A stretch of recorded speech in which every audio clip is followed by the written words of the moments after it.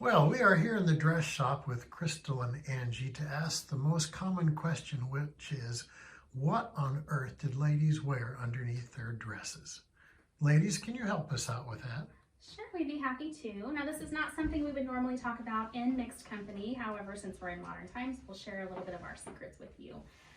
So we have our dress form here. Crystal, if you'd like to help me out here. Now, clothing was equal parts fashion and function. So we had reasons for all of the different parts that we wear. Now, the first piece that I have would be our drawers. Now, you do notice they are split down the middle.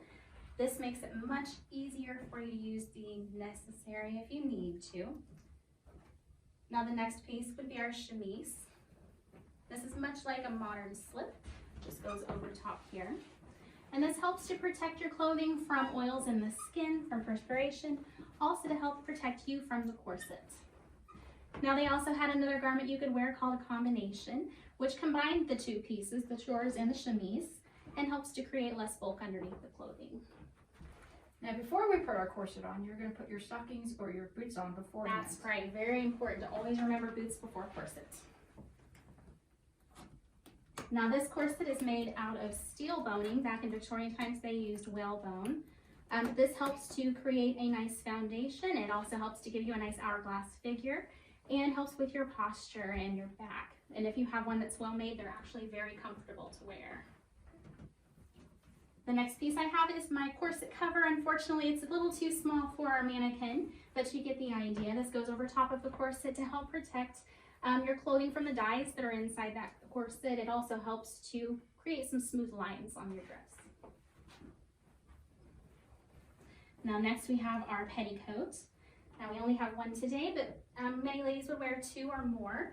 In the winter, you would also find these made out of wool and flannel for warmth.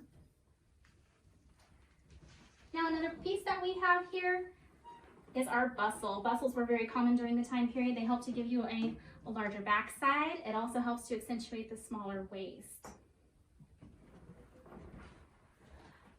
And so now we have all of our foundational garments in place. The next step is to actually get dressed. So we have our underskirt. And it's made a little bit fuller in the back. That way we have room to accommodate the bustle. Now, an optional piece would be our overskirt. This dresses it up just a little bit more in case you have somewhere important to be, maybe church or something like that. Adds a bit more frill to your dress. And last but not least, we have the bodice, and that completes our look. So now she is fully dressed and ready for her day. However, there are many accessories that the Victorian lady would also use. One very important one would be your hat. You would never leave the building without a hat. So Crystal has a hat here that has a hat pin, and you just weave that through the hat, through your hair, and out the other side. It's also very handy in case you have unwanted attention from a cowboy. Now, we also have another style here you could possibly wear that has a tie underneath the chin to keep it in place. Then we have our reticule, kind of like a modern day purse. You could carry your belongings with you. We have our gloves. And you might even accessorize with a parasol on a sunny day. Well, ladies, I think you've quite adequately answered the question of what it is that a lady wears under her Victorian dress.